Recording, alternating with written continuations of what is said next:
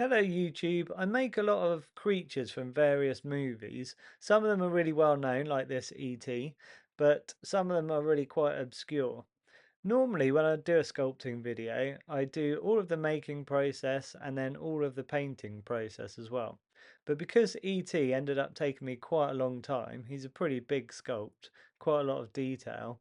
I ended up splitting the videos into two parts. So the first part was getting to this stage.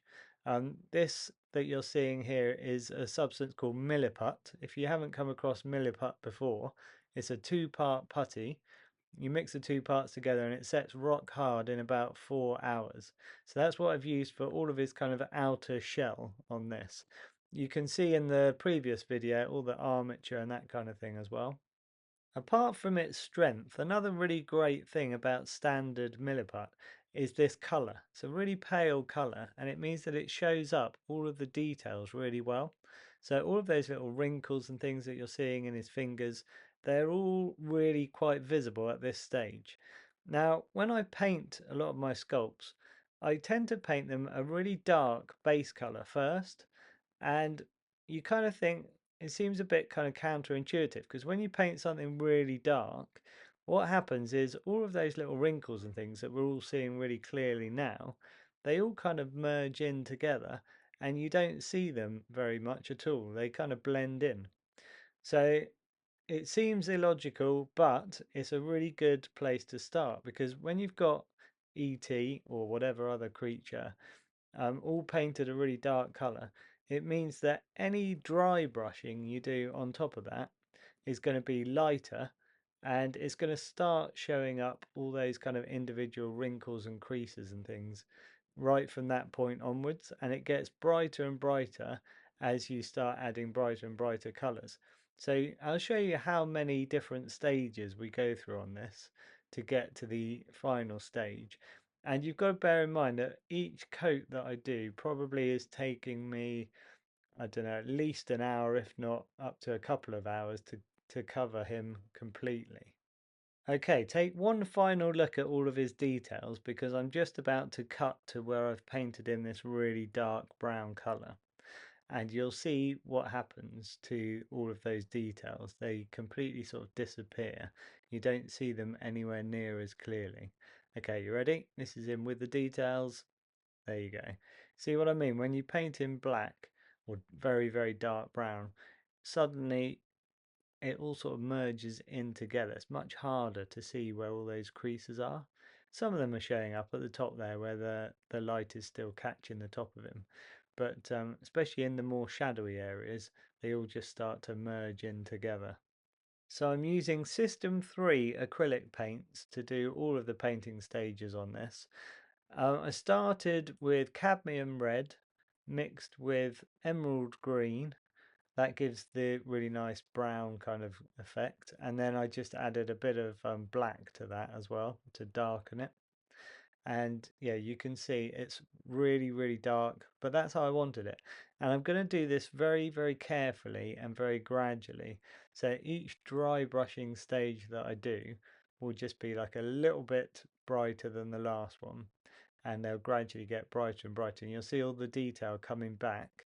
And what's really cool is all of this dark color remains in all of the deepest areas, and then all of the bright colors gradually get put on the highest places. Right, this is the next stage. Can you see any difference? You might be able to see, subtle difference. If I zoom in a little bit, you should see it.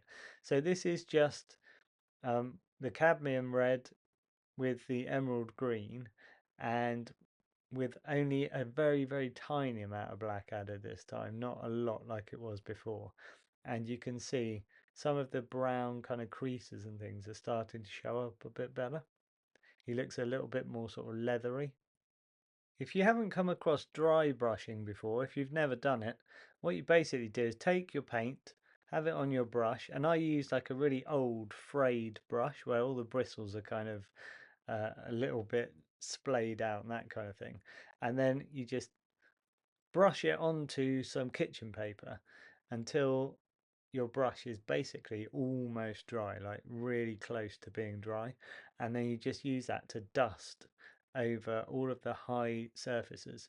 So you just are kind of like putting it all over the whole model really at this stage, and it's just going onto the highest places and leaving all of the creases and things really dark. Okay, this is the next stage. I've gone a little bit brighter still. So you'll probably find this was just the cadmium red and the emerald green mixed together without any black.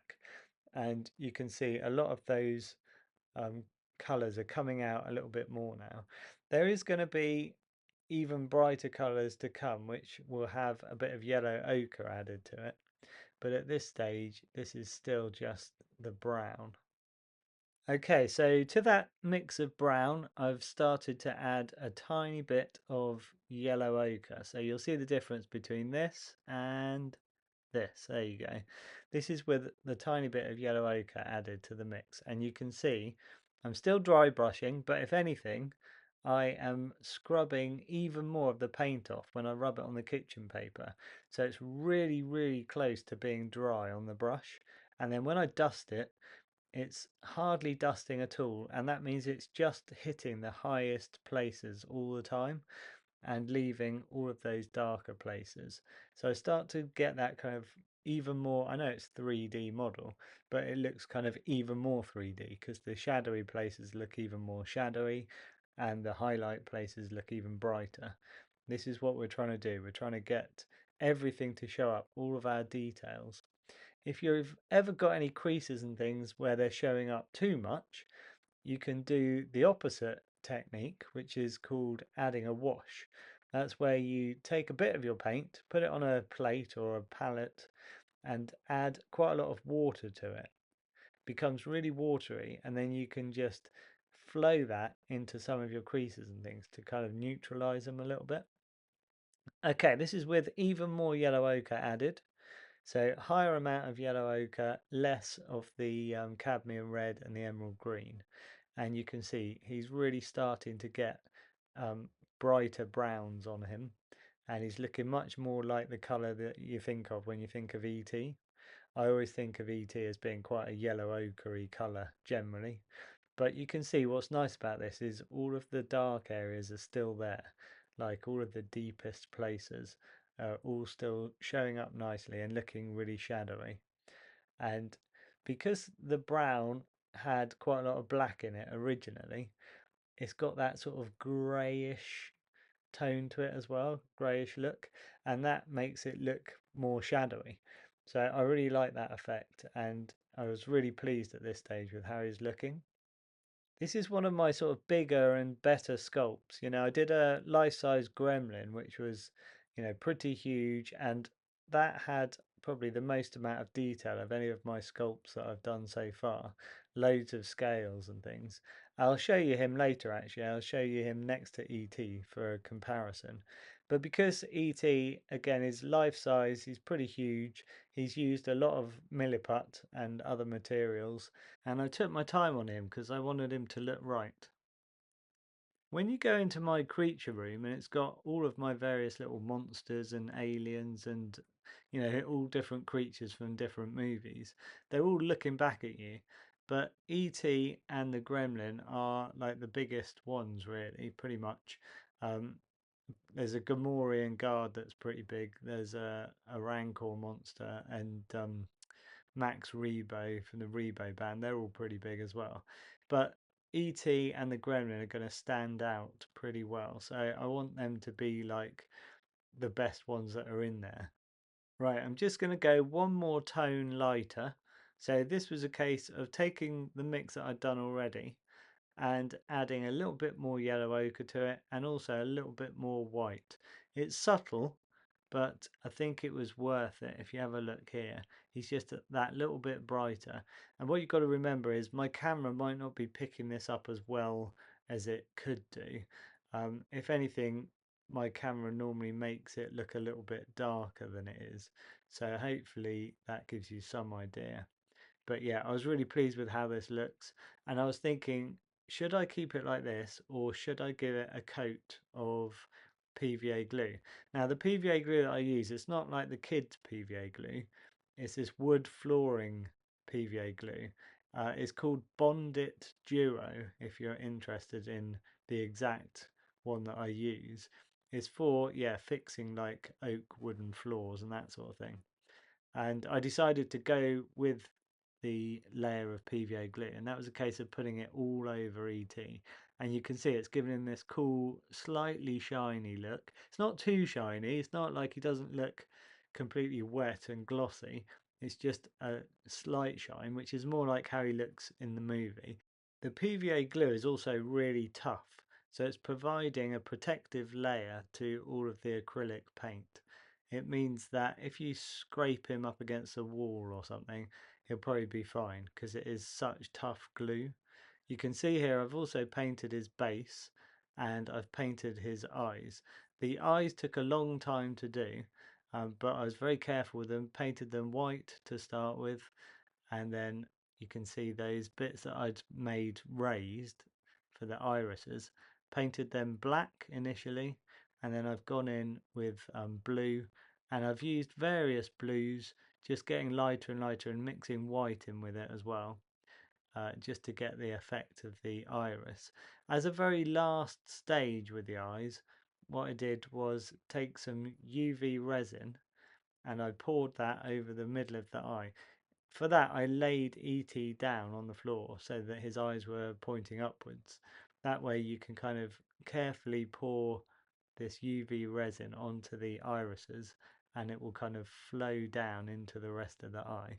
You can brush it a little bit with a paintbrush, but you don't want to kind of mess about with it too much. You want to just get it to the edges and then shine the UV torch onto it so that it sets, and it sets nice and clear, nice and hard, and it gives that really glossy look. And they really do look wet because you want really bright highlights in the eye. I decided to paint his base a really nice bright vivid green just because I thought E.T. overall he's a fun kind of character. We've all got a certain amount of love for him. He's like nostalgic, he's from our childhood, and when I look back on E.T., you know, I look back on him with fond memories, and I just wanted to add that sort of playfulness to him by having quite a nice bright green base. I mean, if I end up not liking it so much, I could always, you know, dull it down or make it a bit darker. But for now, I'm pretty pleased with it. And I'm pleased with how it sort of brings out his eyes a little bit more as well. Yeah, if you haven't used UV resin before, I can thoroughly recommend it. It's pretty smelly, so I have a love-hate relationship with it. When you're using it, it is such a strong smell. It's really kind of chemically horrible smell. It just smells kind of toxic or something. But for what it does, you know, it gives you a really, really cool effect on eyes. So it is worth it.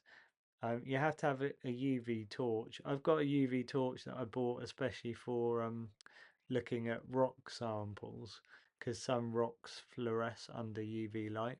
So I can put it on different UV settings.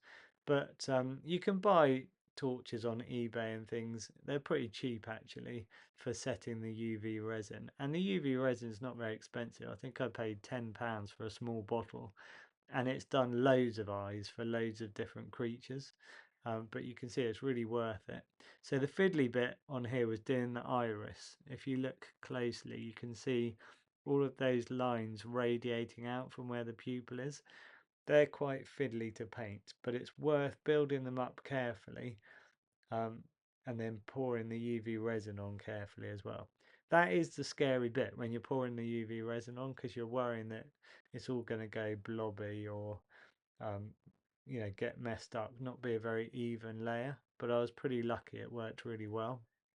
The more eyes that you do, the better you get at it, and also you become more confident with, you know, pouring the UV resin on and spreading it around evenly because you have to work fairly fast, get it into all of the edges, get it to touch up against all the edges, and then only then do you shine the UV torch on it to make it start to set. But you can see it gives you that lovely kind of wet look. That's what I'm after. Um, his eyes are particularly kind of plain white. I love the way that they're so big. They're massive eyes on ET, and it just gives him a really great extra kind of bit of personality. So anyway, I'm going to show you a couple of other things in a second. I'm going to show you me next to him, which will give you an idea of his size. It's really hard actually because you look up how tall is ET, you know, and you Google it and it gives you loads of different answers. And I reckon that he was probably slightly different for different scenes because if you think about it, you've got that scene where you know he's trick or treating with the other kids and he looks quite big, and then you've got the other scene where he's like just basically a head in the basket of the BMX, and you just think how could all of his body fit into that basket. So I think there's probably a bit of artistic license used in the movie. Also, because his neck goes up and down all the time, he obviously varies a lot in height. I tried to do him with his neck just slightly up, but actually somebody said somewhere on the internet that his neck, when fully extended, is 2 foot long, which is absolutely massive. Okay, here's a bit of footage with your old friend Leon Creator next to ET, just to give you a sense of scale.